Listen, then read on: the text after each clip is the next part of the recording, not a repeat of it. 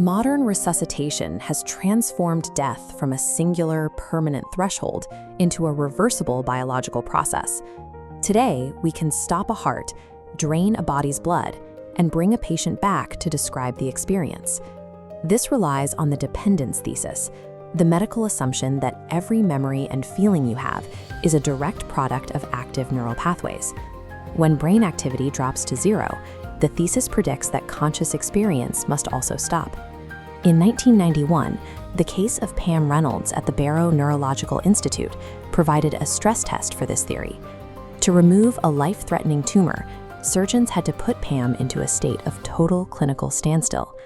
Doctors ensured total sensory deprivation. They taped her eyes shut and placed speakers in her ears that emitted a 100-decibel clicking sound, roughly the volume of a subway train, to monitor her brainstem's response. Her body was cooled to 16 degrees Celsius, and her heart was stopped. For the duration of the surgery, her brain activity was completely flatlined. No brainwaves were detectable.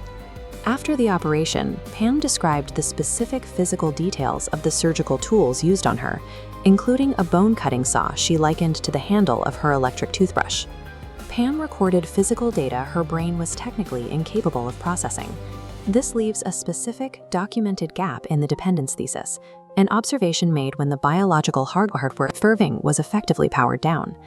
Historical attempts to prove the soul often lacked this clinical precision.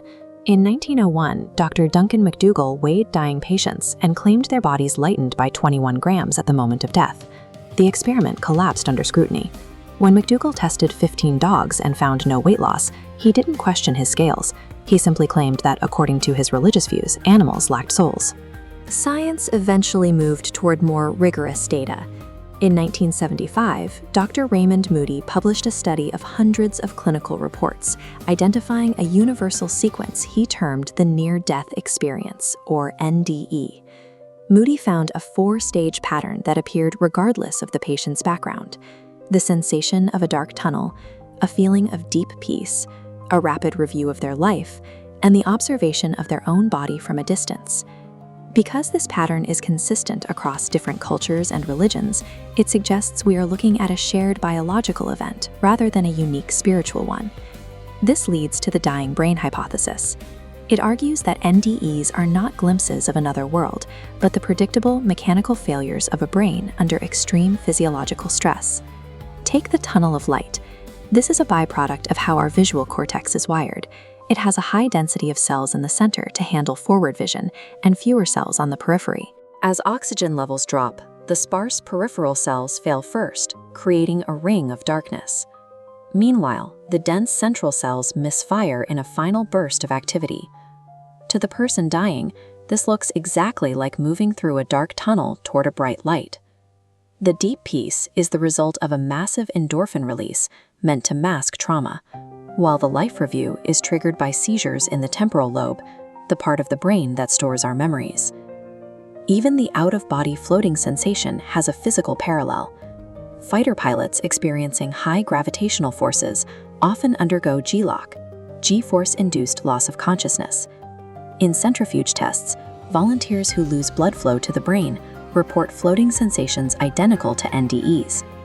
No one is actually dying here. Their brains are simply losing the ability to map their physical position in space. Furthermore, the deities people see are geographically dependent. Christians see St. Peter, while Hindus see Yamaraj. The brain appears to be filling in the blanks of a hallucination using the cultural expectations it already holds. This suggests the architecture of the afterlife is a biological construct, a sequence of fail-safes built into our own anatomy. To test if consciousness can actually separate from the body, scientists launched the AWARE study, a multi-hospital investigation into cardiac arrest survivors. Researchers hid images on high shelves that could only be seen from a ceiling-level perspective. If a patient truly floated during an NDE, they would be able to identify an image their physical eyes couldn't possibly see. While studies like AWARE seek a definitive answer, the Pam Reynolds case remains the primary outlier. Biology can explain the feelings of her NDE, but it struggles to account for the specific data she gathered. She knew the exact words spoken by her doctors and verified that she was shocked twice with a defibrillator, events that occurred while her brain showed no measurable activity.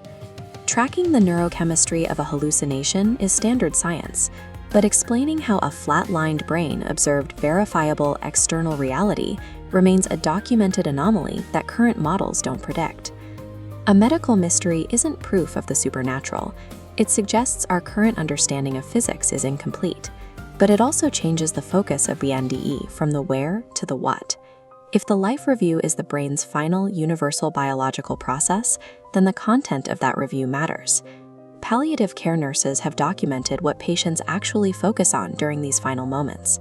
These patients rarely express concern about the mechanics of the afterlife. Instead, the most common regret is realizing they lived a life dictated by the expectations of others rather than their own.